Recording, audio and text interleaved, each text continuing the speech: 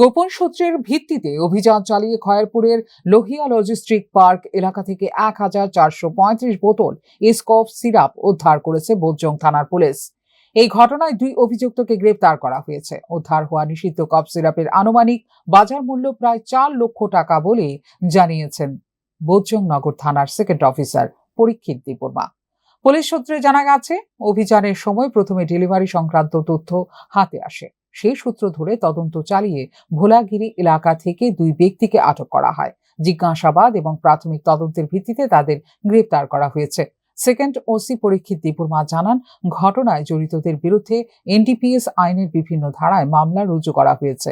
উদ্ধার হওয়া মাদক জাতীয় সামগ্রী কোথা থেকে আনা হয়েছিল এবং এর সঙ্গে আর কারা জড়িত রয়েছে তা খতিয়ে দেখছে পুলিশ।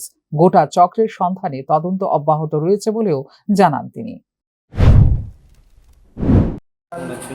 24/6/2026 ইংরেজি রাত্রির দিকে আমরা একটা খবর পাই ডেলিভারি প্রাইভেট লিমিটেড থেকে।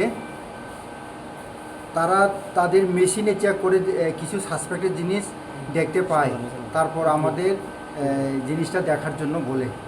তারপর আমি এবং খয়েরপুর থানার খয়েরপুর আউটপোস্টের ওসি সহকারে আমরা একটা টিম গঠন করে ওই জিনিসটা আমরা ভেরিফাই করতে যাই এবং সঙ্গে আমরা এই সাসপেক্টেড জিনিসটি দেখার জন্য ডিসিএম জিরানিয়াকেও আমরা জানানোর পরে সার সহকারে আমরা এখানে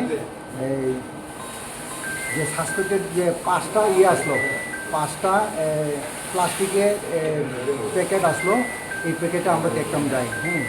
সে যাওয়ার পরে সেখানে আমরা ডিসিএম সাহেবের উপস্থিতিতে তাদের এই ডেলিভারি হাবের স্টাফ সহকারে গ্রেপ্তার হওয়া ২ অভিযুক্তকে বৃহস্পতিবার আদালতে তোলা হয়। পুলিশের এই অভিযানে এলাকায় চাঞ্চল্য সৃষ্টি হয়েছে এবং মাদক পাচার রোধে পুলিশের তৎপরতাকে স্বাগত জানিয়েছেন স্থানীয় বাসিন্দারা। Bureau report, news now.